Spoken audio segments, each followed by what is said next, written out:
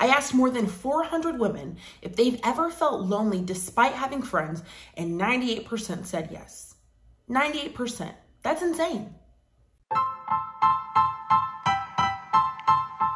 Style. I'm Danielle Bayard Jackson, a female friendship coach and educator, and I'm here today to walk you through the top 5 reasons, according to you, that you sometimes feel lonely even though you have friends. Now, before I outline for you what these 5 reasons are, I think it's important that we first address the 3 types of loneliness, because I think we do not explore or at least discuss that concept with enough nuance. So there's research that suggests there are 3 types of loneliness. There is intimate loneliness, relational loneliness, and collective loneliness.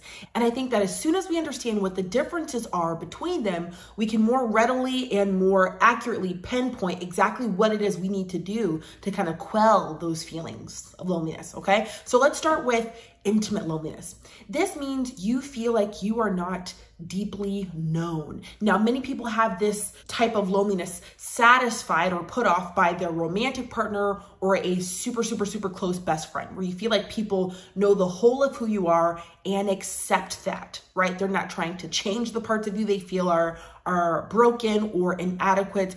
They love you just how you are, and you feel like you can bring your best self and worst self to the table. So if you don't have that in your life, if that particular aspect is absent, then yes, you might be feeling lonely. The second kind of loneliness is relational loneliness. And this speaks to having relationships, exactly how it sounds. So maybe you are intimately known, maybe you have a close partner, but it feels insufficient because something's missing. For you, that might be relationships with friends, people you spend time with. You know them and they know you. Maybe not in a very intimate way, but you have relationships, trust networks with other people socially. Finally, collective loneliness.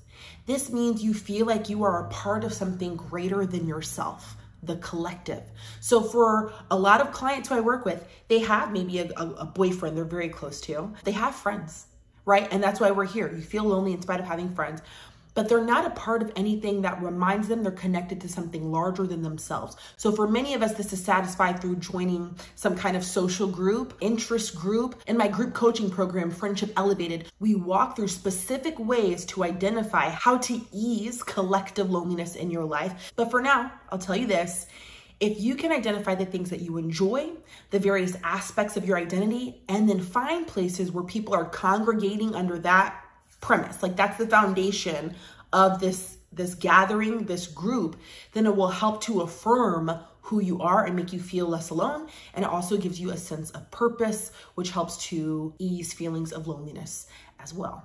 So now that you kind of understand that and it gives you sharper direction as to what might be going on, let's look at the reasons that you have provided when I polled you for why you sometimes feel lonely in spite of having friends. Reason number 5, you feel like you are the initiator in your friendships.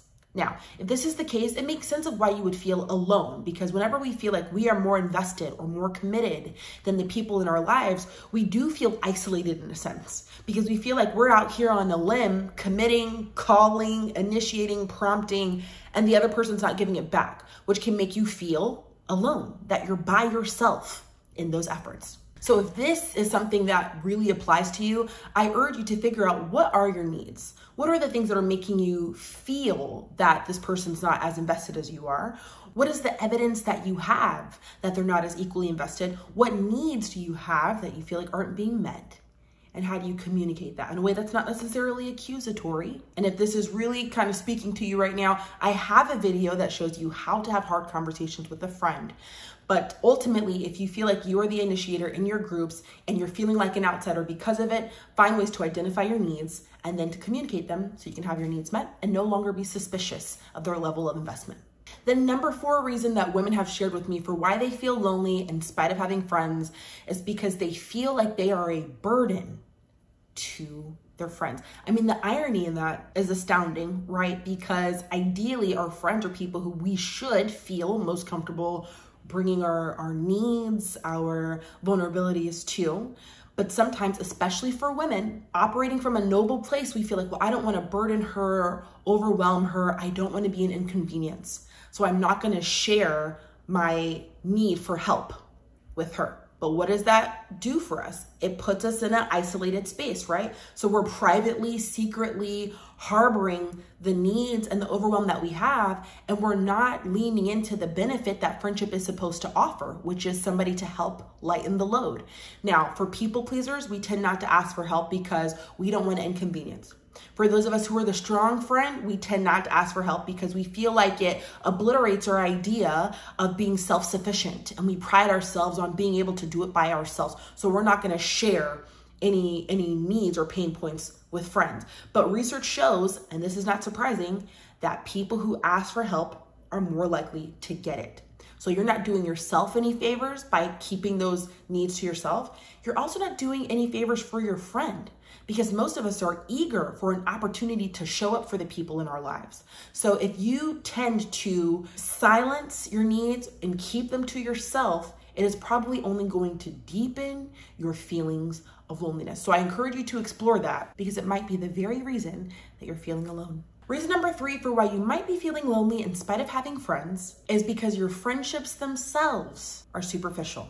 If you find that you have a lot of people in your life, this is especially for my extroverts, you have a lot of social contacts in your life. You have no problem grabbing coffee, going to drinks, inviting them over, and hanging out with people, and your network is very wide.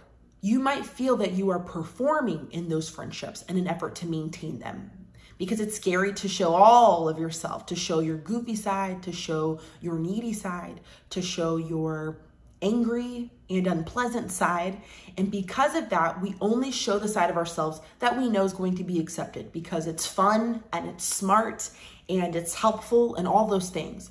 But if you have arranged all your friendships in such a way where they are very surface level, then you're going to not only feel emotionally exhausted, but you're going to feel isolated in that space. Because again, it's going to affect what we talked about earlier, that sense of intimate loneliness, where you have a bunch of friends, but none of them know you, and they don't know you because you don't reveal of yourself. That could be a fear of being vulnerable. I encourage you to, partner with a mental health professional who can help you to explore why you feel a need to keep those parts of yourself hidden.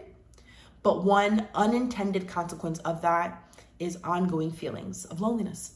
The number 2 reason that you gave me for why you sometimes feel lonely in spite of having friends is because you feel like you're in 2 different life seasons. I hear this honestly, if I had $1 for every time I heard this, I hear this all the time. Whether a friend has become newly partnered and she has a boyfriend or spouse, whether she has had a child and you find yourself thinking, I don't even know her anymore. Whether she has been very focused on advancing in her career and it feels like it has completely monopolized her time, energy, and focus. Whatever those things are that have materialized in our friends' lives that suddenly separate us might be posing a threat to how connected you feel. And when there is that disconnection, then we feel lonely. And the number 1 reason for where you might be feeling lonely in spite of having friends is because you don't spend time together. Now, that's not me saying it. That's you. When I surveyed more than 400 women, that's the number 1 reason that they offered for themselves. I'm going to spare you my rant on low maintenance friendships. And I understand that some relationships feel like they are low maintenance and that works for you and everybody's happy. But let me tell you this, if your version of low maintenance means we don't have to spend time together, because I often hear people say like, oh, we're so close that we only talk twice a year and that's enough, okay? I'm just gonna challenge you. If you are feeling disconnected and lonely, I want you to look at the time invested with your friends. I know there's another argument there to be made about, hey, I'm a busy adult and I don't know that I have the hours to invest in friends, and I can make an upcoming video on how to find time to spend with your friends that doesn't feel like a disruption to the rest of your life. But I just want to turn some of our heads to that space and to show you this might be the reason why you feel so isolated socially. Is because you're not spending time with the people you care about. There's actually a study out of the University of Kansas done by Jeffrey Hall, and a lot of people in the friendship, relationship, connection space often refer to this particular study, but they attempted to quantify how many hours it takes to make a friend. They found that it takes 50 hours to feel like your friends, about 90 hours to feel like super close friends, and 200 hours to feel like your best friends. Now, I have some thoughts on that, and I'm sure You have thoughts. You're probably leaving comments right now to show your skepticism, and I understand that. But I always say research, just use the general numbers as a guideline. Just use them to inform the decisions that you make about your own friendships. So if we have to clock this many hours to feel connected and known and intimate with our friends, then look at how many hours you're clocking. Are you operating under the belief that 2 hours at coffee will sustain you for the next 3 months? If not, you might need to infuse more time together. That doesn't have to look like just hanging out in person. It can look like phone calls. It can look like sending messages. It can look like some kind of virtual experience.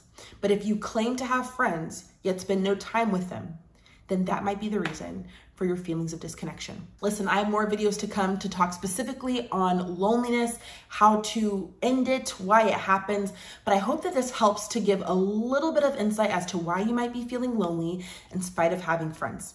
If you have a question about female friendships, how to create them, how to deepen them, I would love to come alongside you and be a resource. A couple ways that I can do that: you can listen to the Friend Forward podcast anywhere that you listen to podcasts, because after 3 years of doing this show, it's likely that I've covered your particular issue in an episode. You can also book a one-on-one session where we'll spend 75 minutes together coming up with actionable plans to help resolve some of your most personal friendship issues. Or you can visit betterfemalefriendships.com to look through our articles and find something that speaks to your need. So thank you for watching. Make sure that you subscribe, and I'll see you soon over at betterfemalefriendships.com. Until next time. Style.